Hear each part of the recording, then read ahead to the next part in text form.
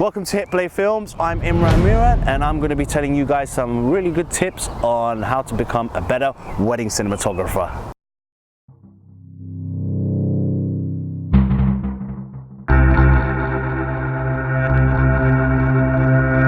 Don't ever go on Gumtree and look for people. It's a waste of time and resources and money.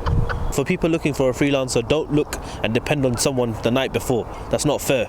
Take a shower before going work. Make sure you charge your batteries and have enough memory cards. Turn up on time. Never panic.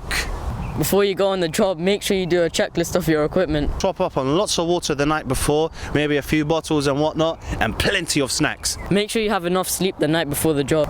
It's always a good idea to top up on Mentos, something nice to freshen the breath when it gets a bit tense. Try to set up backup cameras and backup sound to avoid any disappointments. Could be a good idea to keep a set of Allen keys, screwdrivers, hexes. Keep those on the job, you never know when they come in handy. Make sure you keep a close look on the time. Don't get carried away having a munch. Don't fall asleep when the speeches are happening. Especially if you're freelancing, make sure you've spoken about money before the job. It is important to keep communication, so always have a walkie-talkie with you. When you're on a shoot, sometimes it gets a bit too weird when you're trying to pose the couples. So try and rely on the photographer for this, because usually they're the best at it. If you're not, then sometimes you have to jump out of character and do something and be someone you're not. Remember not to lose your values on the job. Always make sure you're pressing the record button when shooting. Remember to sit down and eat something. Do your research. If you haven't been to the venue, check it out on Google Images. Communication is key to making a good video. So on the job, there's no time for being shy. Always tell the bride and groom where you are. Don't go wandering off and missing the shot. One day I was on a shoot and the guy who was operating the glide cam went to the toilet. The bride did her entrance. There was no glide cam man. Don't go in for the mains. Eat something light and keep going. Speaking English, talking your language doesn't do anyone good. Stop the doffing. You don't always need depth of field in your shots. When you're on a job, many people are stressed out because it's someone's very special day. So being polite goes a long way. Make sure you have plenty of sleep the night before the job. If it's a sunny day, make sure you're wearing your shades. And also, if you're suffering from hay fever, have some antihistamines, although you might suffer on a shoot. Keep some Pyritons, citrazines, antihistamines, some nasal sprays. Permits, always make sure you have a permit. You never want to be paying that £25 to £50 for a parking ticket.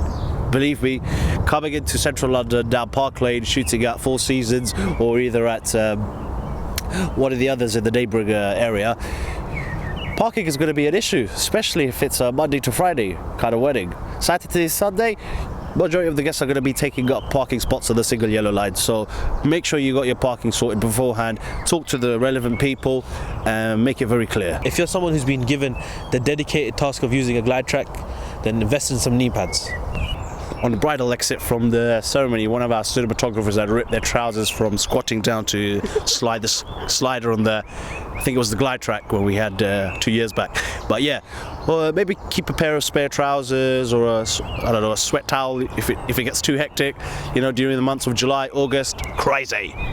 Make sure you check Google Maps to look at your route and make sure you know how you're going to get there. Because getting late to a job, especially when you knew you could have avoided it, will make you feel crap. If you're a person that's dependent on good sleep the night before, make sure you get it. And make sure you have enough alarms on to wake you up for the next morning. Every now and then, keep tabs with your equipment. Don't be a party pooper. When you're on a job, make sure you be professional. Because if you're not, the person who's hired you is going to really think you're an idiot. Don't be dishing out your business cards or trying to take up on our future leads. Don't be a pervert. Somebody's dad will be watching you. On the job, make sure you have a blast. Try to take your break in turns. Not as a group, because when everyone's missing, you're screwed. Remember to have breakfast. Double check all your equipment's working the night before. You don't really want any disasters happening on the ceremony. Hi guys, if you really enjoyed the video, I hope you did, and I hope you benefited from it. We are going to be coming out with a part 2 later on this season, so stay tuned. If you enjoyed the video, please subscribe, like, comment, and give it a thumbs up.